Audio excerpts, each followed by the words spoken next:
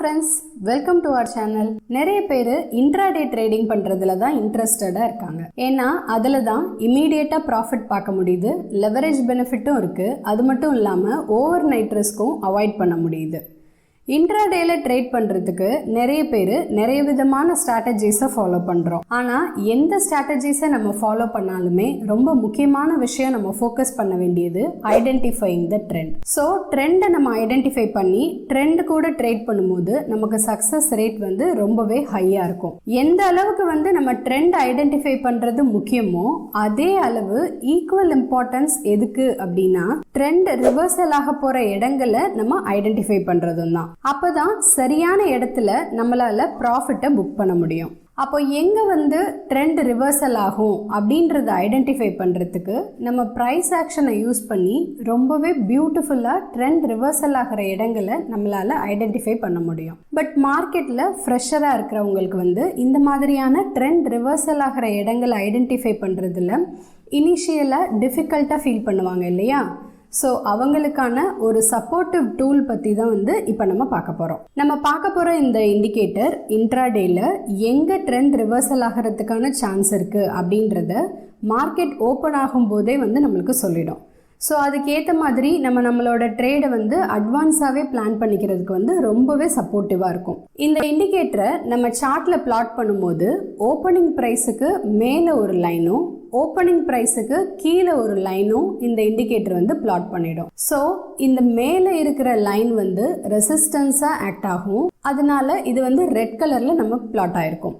And கீழே இருக்கிற இந்த லைன் சப்போர்ட்டாக ஆக்ட் ஆகும். அதனால இது கிரீன் கலரில் பிளாட் ஆயிருக்கும். இப்போது பாஸ்ட் வாலட்டிலிட்டிலாம் வச்சு இந்த ஜோன் ஒன்று வைடராகவோ அல்லது நேரோவராகவோ இருக்கும். இந்த லைன்ஸை ஓப்பனிங் ப்ரைஸ் அப்போ ஃபார்ம் ஆகி மார்க்கெட் முடிகிற வரைக்குமே சேமாக தான் இருக்கும். இது மாறாது. அண்ட் இந்த இண்டிகேட்டர் எந்த டைம் ஃப்ரேமில் போய் நம்ம பார்த்தாலுமே மாறாது. ஒரு சில இண்டிகேட்டரில் நம்ம பார்த்துருப்போம், நம்ம ஏதாவது வேறு டைம் ஃப்ரேம் போய் சேஞ்ச் பண்ணி பார்க்கும்போது அதோட லெவல்ஸ் மாறும். பட் இந்த இண்டிகேட்டரோட பியூட்டியே எந்த டைம் ஃப்ரேமில் பார்த்தாலுமே அந்த லெவல்ஸ் சேஞ்ச் ஆகாது. அதனால தான் நம்ம அட்வான்ஸாகவே நம்மளோட ட்ரேட் பிளான்ஸை டிசைட் பண்ண முடியும். இந்த லைன்ஸை அந்த டேக்கு ரொம்ப இம்பார்ட்டண்ட்டான சப்போர்ட் அண்ட் ரெசிஸ்டன்ஸாக ஆக்ட் ஆகும். ஸோ மோஸ்ட்டாக ப்ரைஸ் இந்த ரெண்டு லைன்குள்ளே தான் ட்ரேட் ஆகும். சப்போஸ் இந்த லைன் பிரேக் ஆச்சு அப்படின்னா நம்ம சப்போர்ட் ரெசிஸ்டன்ஸ் கான்செப்டில் பார்ப்போம் இல்லையா, ஃப்ளிப் லெவல்ஸ் அப்படின்னு சொல்லிட்டு. அதாவது ரெசிஸ்டன்ஸ் பிரேக் ஆனால் சப்போர்ட் ஆக்ட் ஆகும், சப்போர்ட் பிரேக் ஆனால் நமக்கு ரெசிஸ்டன்ஸாக ஆக்ட் ஆகும். இந்த இண்டிகேட்டரை ப்ரைஸ் எந்த அளவுக்கு ரெஸ்பெக்ட் பண்ணுது அப்படின்றத பார்க்கலாம். இப்போ நம்ம பார்க்குறது நிஃப்டியோட சார்ட்டு. இப்போ இந்த ரெசிஸ்டன்ஸ் கிட்ட ப்ரைஸ் ட்ரேட் ஆகும்போது கிட்டத்தட்ட ஒரு 1 hour கிட்ட அந்த லெவல்லே ஹோல்ட் ஆயிருக்கு. அண்ட் ஒன்ஸ் அந்த லெவல் பிரேக் ஆனதுக்கப்புறம் ஒரு நல்ல ரேலி நம்மளுக்கு அப் சைடில் கிடச்சிருக்கு. அதுக்கு ப்ரீவியஸ் டேலையுமே பார்த்தோம் அப்படின்னா ரெசிஸ்டன்ஸில் எவ்வளவு எக்ஸாக்டாக ப்ரைஸ் மல்டிபிள் டைம்ஸ் நம்மளுக்கு ரிஜெக்ஷன் ஆயிருக்கு. அண்ட் இந்த டேலையுமே ப்ரைஸ் ரெசிஸ்டன்ஸ் லெவல் கிட்ட நம்மளுக்கு எக்ஸாக்டாக ரிவர்ஸ் ஆயிருக்கு. அண்ட் அதுக்கு முந்தின நாளுமே அந்த சப்போர்ட்டில் ப்ரைஸ் எக்ஸாக்டாக ரிவர்சல் ஆயிருக்கு. இப்போது சப்போஸ் ப்ரைஸ் நம்மளுக்கு அப்பர் லெவலுக்கு நியர்பையில் ட்ரேட் ஆகிட்டு இருக்கும் பொழுது நம்ம கான்ஃபிடென்ட்டாக பியரிஷ் ட்ரேடுக்கான பிளானை பண்ணலாம். லோயர் லெவலுக்கு நியர்பையில் ப்ரைஸ் இருக்கும் பொழுது நம்ம கான்ஃபிடென்ட்டாக புல்லிஷ் ட்ரேடுக்கு பிளான் பண்ணலாம். சப்போஸ் ஆல்ரெடி நம்ம பொசிஷனில் இருந்தோம் அப்படின்னா இந்த லெவலில் நம்ம ப்ராஃபிட் புக் பண்ணுறதுக்கு யூஸ் பண்ணிக்கலாம். இப்போது ப்ரைஸ் ஒரு லெவலில் ரிவர்சல் ஆகுது அப்படின்னா ப்ரைஸ் அடுத்த லெவல் வரைக்கும் போகுமா அப்படின்னா அந்த மாதிரி போகாது. ரேராக அந்த மாதிரி போகலாம், பட் எப்போவுமே அந்த மாதிரி போகாது. ஸோ இந்த லெவல்ஸில் ட்ரேட் எடுத்தோம் அப்படின்னா நம்ம எப்படி நம்மளோட ப்ராஃபிட்டை புக் பண்ணணும், ஒரு ஃபிக்ஸட் ஆர்ஆர் வச்சு அதை பேஸ் பண்ணி நம்மளோட எக்ஸிட்டை பிளான் பண்ணிக்க முடியும். எந்த ஒரு இண்டிகேட்டருமே 100% ஒர்க் ஆகுமா அப்படின்னு பார்த்தோம்னா கண்டிப்பாக 100% ஒர்க் ஆகாது. இது ஒரு ஆடட் டூல் தான். நம்மளோட ட்ரேட்ஸை நம்ம கான்ஃபிடென்ட்டாக எடுத்துக்கிறதுக்கான ஒரு சப்போர்ட்டிவ் டூல் தான். நான் ஒரு பியூர் ப்ரைஸ் ஆக்ஷன் ட்ரேடரு. என்னோட ட்ரேட் என்ட்ரி எக்ஸிட்டு எல்லாமே நான் பியூராக ப்ரைஸ் ஆக்ஷன் பேஸ் பண்ணி தான் என்னோட ட்ரேடிங் டெசிஷன்ஸை நான் எடுப்பேன். ஸோ அதே போல் நீங்களும் இந்த இண்டிகேட்டரை மட்டும் வச்சு ட்ரேட் பிளான் பண்ணாதீங்க. இது கூட ஏதாவது ஒரு ப்ரைஸ் ஆக்ஷனோ அல்லது நீங்கள் ஃபாலோ பண்ணுற எனி ட்ரேடிங் ஸ்ட்ராட்டஜியோட கம்பைன் பண்ணி உங்களுடைய ட்ரேடிங் டெசிஷன்ஸை நீங்கள் எடுங்க. சப்போஸ் இப்போ நம்மளுக்கு ப்ரைஸ் வந்து சப்போர்ட் ஜோன் கிட்ட ட்ரேட் ஆகிட்டுருக்கு அப்படின்னா நம்ம வந்து என்ன பிளான் பண்ணுவோம்? புல்லிஷ் ட்ரேடுக்கான ஒரு செட்டப் எடுக்கிறதுக்கு தானே பிளான் பண்ணுவோம் இல்லையா? அப்போது இந்த இடத்துல வந்து ப்ரைஸ் ஆக்ஷன் படி நம்மளுக்கு ஒரு ட்ரெண்ட் லைன் பிரேக் ஆகும்போது நம்ம இதில் என்டர் ஆகிட்டு ஒரு ஃபிக்ஸட் ஆர்ஆரில் நம்ம எக்ஸிட் பண்ணிக்க முடியும். அண்ட் அடுத்த நாள் பார்த்தோம் அப்படின்னா நம்மளுக்கு ப்ரைஸ் ஆக்ஷன் படி ஒரு டபுள் டாப் ஃபார்ம் ஆகி அதோட நெக்லைன் பிரேக் ஆகும்போது நம்ம என்டர் ஆகிட்டு ஒரு ஃபிக்ஸட் ஆர்ஆரில் நம்ம எக்ஸிட் பண்ணிக்க முடியும். இப்போ இது வந்து நிஃப்டியில் மட்டும்தான் ஒர்க் ஆகுமா அப்படின்னா இது பேங்க் நிஃப்டி, ஸ்டாக்ஸு, க்ரூட் ஆயில்லையுமே வந்து ஒர்க் ஆகுது. இப்போது பேங்க் நிஃப்டியில் எந்த மாதிரி ஒர்க் ஆகிருக்கு அப்படின்றத பார்க்கலாம். எக்ஸாக்டாக இந்த சப்போர்ட் லெவலில் வந்து சப்போர்ட் எடுத்துகிட்டு ப்ரைஸ் ரிஜெக்ஷன் ஆகி மேலே போயிருக்கு.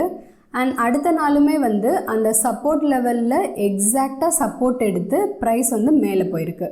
அடுத்த நாளுமே வந்து அந்த ரெசிஸ்டன்ஸில் எக்ஸாக்டாக ரிவர்சல் ஆகிருக்கு ப்ரைஸு. அண்ட் இந்த இடத்துலையுமே பார்த்தோம் அப்படின்னா சப்போர்ட் லைனை பிரேக் ஆகிருக்கு. பிரேக் ஆனதுக்கப்புறம் நம்ம ஃப்ளிப் லெவல்னு சொல்லுவோம் இல்லையா, அதுபடி திரும்ப அந்த சப்போர்ட் ஜோன் வந்து ரெசிஸ்டன்ஸாக ஆக்ட் ஆகி ப்ரைஸ் வந்து கீழே போயிருக்கு. இன்னொரு தடவையுமே வந்து அங்கேருந்து ரிஜெக்ஷன் ஆகிருக்கு. அதுக்கு அடுத்த நாளுமே ப்ரைஸ் வந்து அந்த ரெசிஸ்டன்ஸ் ஜோனில் இருந்து நம்மளுக்கு எக்ஸாக்டாக ரிவர்சல் ஆகிருக்கு.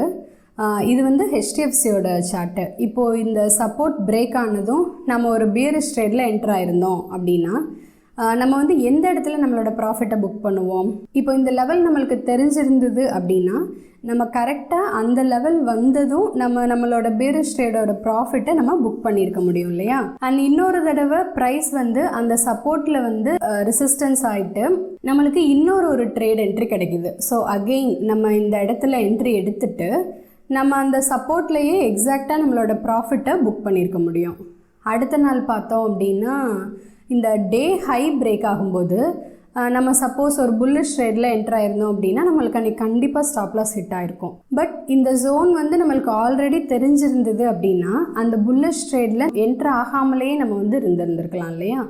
இம்மீடியட்டாகவே இந்த ரெசிஸ்டன்ஸ் இருக்கிறதுனால நம்ம அந்த புல்லிஷ் ட்ரேடில் என்டர் ஆகாமல் அவாய்ட் பண்ணியிருந்திருக்க முடியும். ஸோ இந்த மாதிரி நம்ம இன்ட்ராடேயில் நம்பர் ஆஃப் டைம்ஸ் நம்மளோட ஸ்டாப் லாஸ் ஹிட் ஆகிறத இந்த ஜோன்ஸை யூஸ் பண்ணி நம்ம ப்ரிவென்ட் பண்ணிக்க முடியும். அண்ட் அடுத்த நாள் பார்த்தோம் அப்படின்னா இந்த ரெசிஸ்டன்ஸ் ஜோனுக்கு மேலே வந்து ப்ரைஸ் ட்ரேட் ஆகிட்டு இருக்கு. அப்போ இந்த ரெசிஸ்டன்ஸ் வந்து நம்மளுக்கு ஒரு சப்போர்ட் ஆக்ட் ஆகும் இல்லையா? ஸோ ப்ரைஸ் வந்து அந்த லெவலில் சப்போர்ட் எடுத்துட்டு ப்ரைஸ் அதுக்கப்புறம் ஒரு நல்ல ரேலி கொடுத்துருக்கு. இப்போ நம்ம பார்க்குறது க்ரூட் ஆயிலோட சார்ட்டு. இங்கே பார்த்தோம்னா அந்த ரெசிஸ்டன்ஸ் ஜோனில் ப்ரைஸ் எவ்வளவு எக்ஸாக்டாக பட்டு அங்கேருந்து நம்மளுக்கு ரிவர்சல் ஆகிருக்கு. இங்கே அடுத்த நாளுமே வந்து அந்த ரெசிஸ்டன்ஸில் ஃபஸ்ட்டு வந்து ஒரு ரெசிஸ்ட் ஆகி கீழே வந்துட்டு ஒன்ஸ் அந்த ரெசிஸ்டன்ஸ் லெவல் பிரேக் ஆனதுக்கப்புறம் நம்மளுக்கு மல்டிபிள் டைம்ஸ் வந்து அதே லெவலில் சப்போர்ட் எடுத்துகிட்டு ப்ரைஸ் வந்து மேலே போயிருக்கு.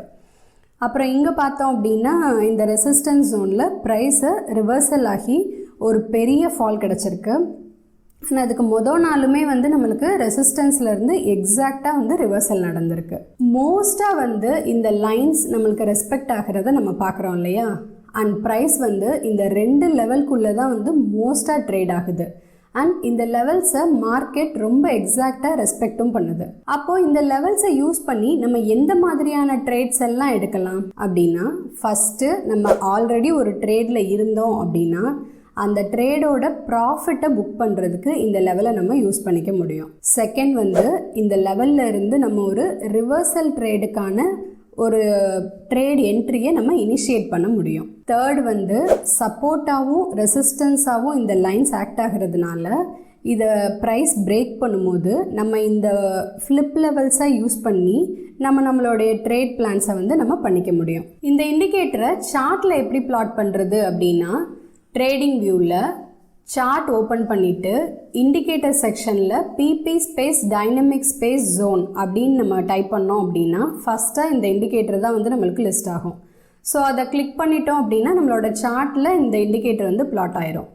ஸோ இந்த இண்டிகேட்டர் உங்களுடைய ட்ரேடிங் டெசிஷனுக்கு எந்த அளவுக்கு சப்போர்ட்டிவாக இருக்குது அப்படிங்கிறத நீங்கள் பேக் டெஸ்ட் பண்ணி பார்த்துட்டு செக் பண்ணிக்கோங்க. இதுதான் ஃப்ரெண்ட்ஸ் என்னோட வீடியோ. இந்த வீடியோ உங்களுக்கு பிடிச்சிருந்தது அப்படின்னா வீடியோக்கு லைக் பண்ணுங்கள், நம்ம சேனலையும் மறக்காமல் சப்ஸ்கிரைப் பண்ணிக்கோங்க. Have a safe and profitable trade. Bye friends.